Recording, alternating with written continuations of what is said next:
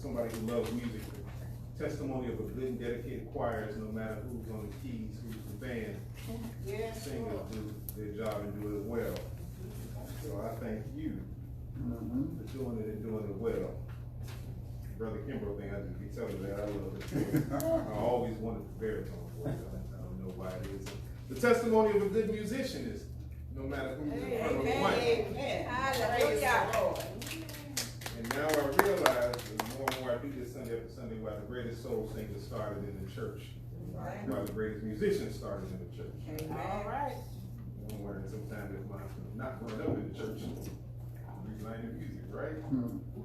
It is good to be before you. I will not be before you long as we have two services. And so I'm not going to preach you for, never preach for y'all more than 20, 30 minutes anyway. But we definitely not going to do that because I almost promise you Pastor Thorne is going to preach about 20, 30 minutes. So, and I love him, so I'm just going to give you a little now and get the rest later. Amen? All right. Amen. Our scripture text this morning comes from the book of John. The book of John. John chapter 5. It is a familiar story, a familiar scripture passage. For those of you who know your Bible, John 5, verses 1 through 9. And the word of God reads, After this, there was a festival of the Jews, and Jesus went up to Jerusalem. Now in Jerusalem, by the sheep gate, there is a pool called in Hebrew Bethesda, which has 5 portions or 5 colonnades. And this lay many invalids, the blind, the lame, the paralyzed. One man who was there had been ill for 38 years. When Jesus saw him laying there and knew he had been laying there a long time, he said to him, Do you want to be made well? The sick man answered, Sir, I have no one to put me into the pool, and when the water is stirred up and when I'm making my way, someone else steps in ahead of me. Jesus said, Stand up. Stand up. Yes. Take your mat and walk. And at this, the man was made well, and he took up his mat and began to walk. My Lord. Journey with me this morning as we reflect on the subject matter. I really couldn't decide on the title. So the first one is No Excuses. Or the second one, in Pastor Thomas's own unique fashion, Get Up and Get Down. Let us go to God and pray.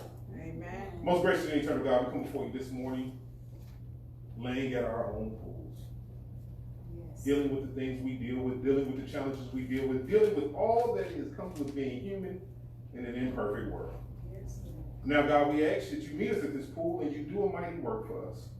We ask this word be edifying. We ask this word be transformative. If not of you, shut it down. God, we ask that you simply journey with us this morning. In the name of Jesus Christ, our Lord and Savior. Amen. Amen. Sermon time. Come along and come on and get up and get down. Get up out of your seat. Get up and get down. Get up and move your feet. Now come on and rise, rise, rise. Shake your hips and move your thighs. Get up. Let me see. Let me see a tight ride come alive. Now you ain't too old. You ain't too hip. I ain't asking for cartwheels, nor summersides or flip. I just want you to get up and get down. Get up out of your seat. Get up and get down. Get up and move your feet. Clap your hands. Stomp your feet. Keep in time with the music. Get on down with the beat. Come on. Get up and get down. Chris is singing. Get up out of your seat. Get up and get down. Get up and move your feet. Modern song is The Dramatics. Now that is one of my all-time favorite songs. I love that song. Whenever it comes on Spotify or Google Play or whatever music system I'm streaming, it just does something to me because what the Dramatics are saying, listen, there's no reason for you not to be jamming right now. We understand that you might have issues, but none of that matters because you can get up and get down. Get up out of your seat. He even encourages the brother, look at the sister dancing. That should inspire you, so something should inspire you to get up and get down. He's saying to the people that's dancing, listen, something should make you want to shake your hips and move and get up and get down. And so I'm saying, because the Dramatics come out of the church, it might have just been talking about the Spirit. And with that, we open up and think about in conversation with the scripture found in John 5. You see, there was a man who was by the pool, and he clearly had been there for almost 4 decades, 40 years. Amen. To put it in perspective, I am 43 years old, so that man was there probably most of my life, just laying there, sores, broken, destitute. He was laying there. And Jesus just happened to be in the area and heard about this man, because you know people gossip. Old Joe has been laying there for 38 years, and he ain't made no moves. He just laying there. So Jesus, being Jesus, said, let me go see what this is all about. Let me go check on this. Let me go walk and see what's going on. And he runs into this man and says, oh, you're laying there. And without a sermon, without a lecture, without anything, Jesus simply asked him one profound question. Do you want to be made whole? Do you want to be made well? Amen. Now something funny happens in this construct because the man doesn't answer Jesus like you or I, just judging by the amens and the applauses. Yes, sir. Hecky, yeah, whatever you would say in that moment. The man begins to rattle off the reasons why he can't be made whole. Well, you know, every time, Jesus, every time I want to get up, but every time I try, something happens, or somebody get ahead of me, and then something goes wrong, and I don't know what's right, and Jesus is standing there like, bruh, I ain't asked you none of that.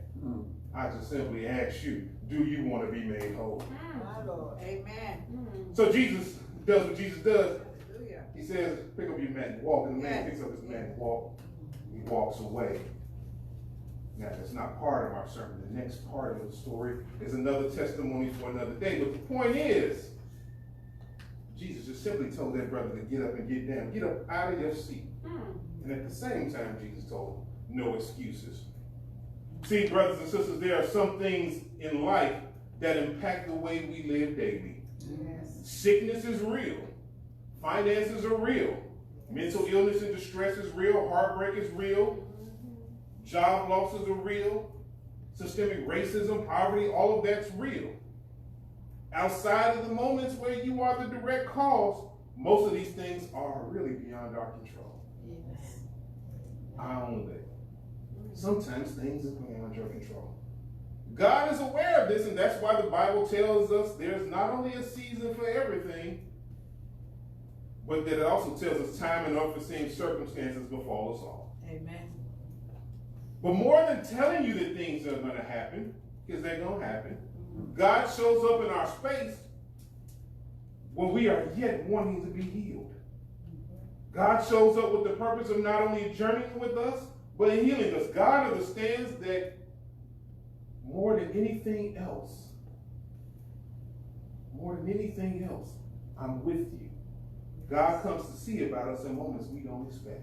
Yes. Old Joe wasn't expecting to run into Jesus that only Tuesday. I don't know why it's a Tuesday for me, but God, he wasn't expecting it that day. But God showed up. But this faith walk isn't simply about right beliefs.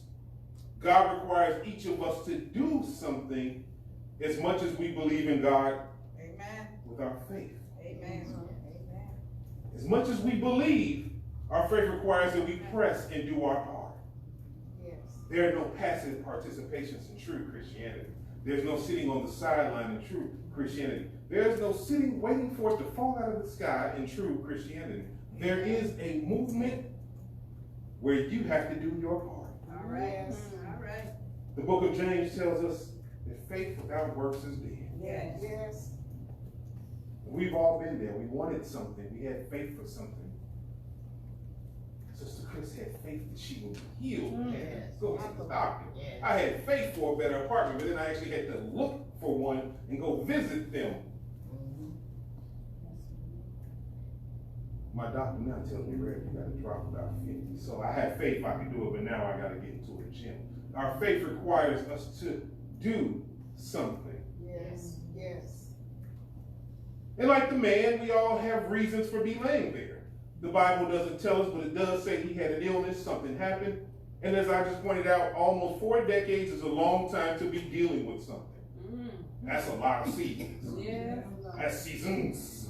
Yes. He was sick. He didn't have access. He really had no one to help him. He was isolated socially, spiritually, emotionally, economically, etc.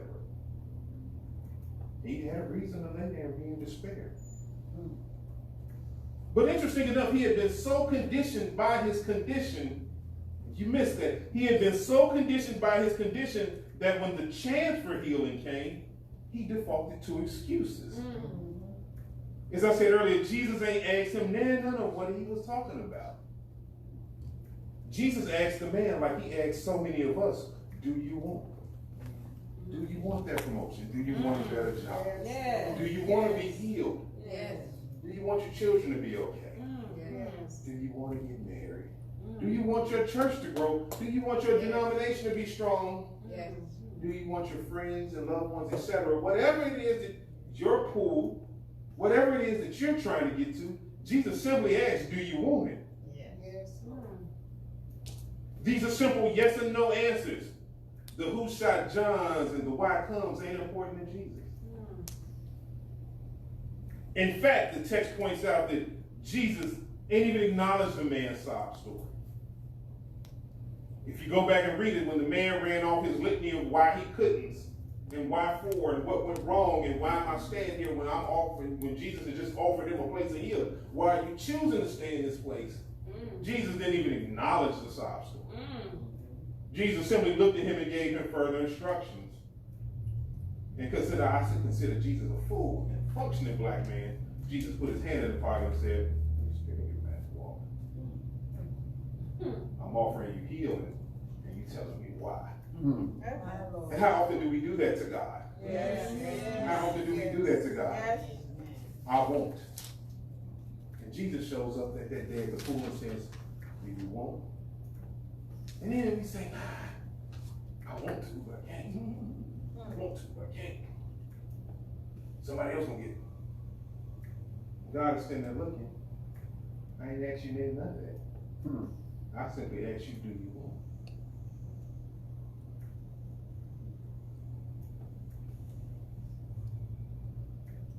Jesus wasn't interested in the sob story. Jesus understood the reasons, but he wasn't there for the excuses. You see where I'm going this morning. The reasons are valid, excuses are not. Jesus understood very well the reason why that man was laying here. Jesus very well understood that this is something happened, that he's been here 4 decades. Listen, it's going to be rough. He's isolated. I get all of that. The reasons are valid, but the excuses were not. So it was then, so it is now. At some point in our faith, we have to move beyond excuses. At some point in our faith, in our lives, we got to move beyond excuses. We say in chaplaincy, you got to move beyond that which traumatized you. You got to move beyond your growing edges. You got to move beyond that which may have been valid to do the work. Even as a church, we got to move beyond the excuses of why we won't grow, why we won't sustain. And I'm not even talking just unity. I'm talking our great Zion. Can I speak real with you all, brothers and sisters? Things happen. Those are reasons. To stay in that space are excuses. And nobody cares about excuses. Are we growing into a thriving, healthy ministry? Nobody cares what happened 20 years ago. It was valid. It happened. But we got to move past it. Because God is steady showing up asking, do you want? We start talking about what happened then. Yes. My Lord. Yes, yes. In September of last year, God showed up in an annual conference and said, "Reverend Thomas," and I had a choice. Do I take this from the bishop's hand, or do I say, "Y'all held me back a year"? See, I would have done this last year, but y'all held me back. See, I don't know because Amen. Jesus ain't asked me none of that. No, right? Jesus simply said, "Do you want?" Yes. And if we're honest, we're like that in the natural. When we offer somebody something, and then they start asking us 1,000 questions, it kind of makes us feel a kind of way. As a parent, and we all are parents on some level, it annoys you when you say, "Hey, baby girl, do you want some ice cream?" And she got 1,000 questions. But I mean, the last time when it was hot, the last time we went out, so do you want this or not? Because I can go do something else. I can go bless someone else. I can go be active with someone else. And then we're mad when that happens. Yes. Part of the reason she ain't get this morning, she mad. Baby girl, do you want? All right, I'll do it over here. Amen. And we do it to God. So God says, do you want? Yes. And we start talking about how people run and pool and angels and everything God ain't asked us nothing about. And so when God said, cool, ain't got time for that. Here you go. And then we're upset. Yes. God never denied the reasons. God simply saying, I'm offering you. Yes. Reasons are real. Yes. And so I'm challenging us this morning as a church. I'm challenging us this morning in our faith. When God shows up and say, hey, do you want? Do we take it or do we start talking about what happened then? Do we start talking about what happened was? When we go to the doctor and the doctor performs a miracle, hey, I got something for you. Yeah, you might have to do this. Because you know my last doctor gave me wrong. I'm not talking about that. I'm All right. And so we got to move past what had happened was. Yes. We had got to move past that because we won't grow, we won't move, we won't elevate if we stay stuck. Yes. Yes. Yes. This is a sermon about staying stuck if you haven't caught it. Yes. Because the man was given an opportunity. The man had a choice and was about to choose to stay stuck. Now Jesus in his infinite wisdom didn't even acknowledge that. And that really is the question for us this morning. Is we all come with something. We're all dealing with something. I already said that. These things are valid and true. These reasons are righteous and just, but our excuses, I'm going to say it again, are not. When God provides you and me a chance to get what we need, offers a chance at the very thing we desire in our spirit and yearn, do we accept it? Or do we try to talk ourselves and by extension God out of it? Are we that presumption that we try to talk ourselves and God out of our blessings? Or do we simply pick up our mat and walk? I want to be really clear. There are hindrances in this life. By no means am I downplaying that. There are reasons that hinder growth and happiness. There are reasons that stun us. There are reasons that harm us. But when God provides a way around it,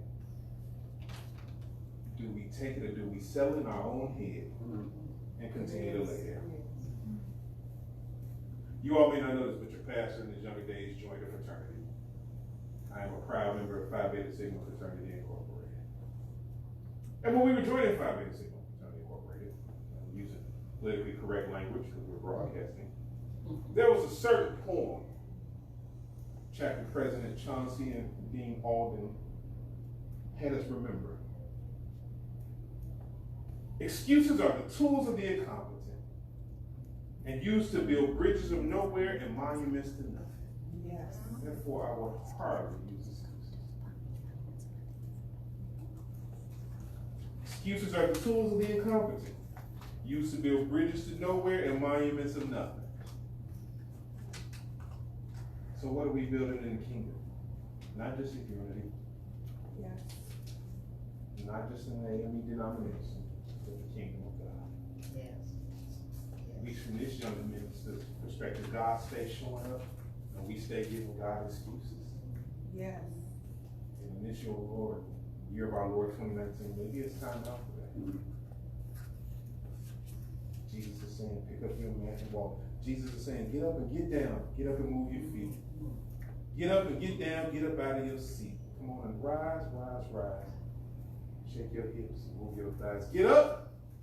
Let's see. I want to see a tight wide come alive. Sister Pearl, you ain't too old. Sister Chris, you ain't too hip. God ain't asking for somersaults, backflips. God just wants you to get up and get down. And with that, give God some praise.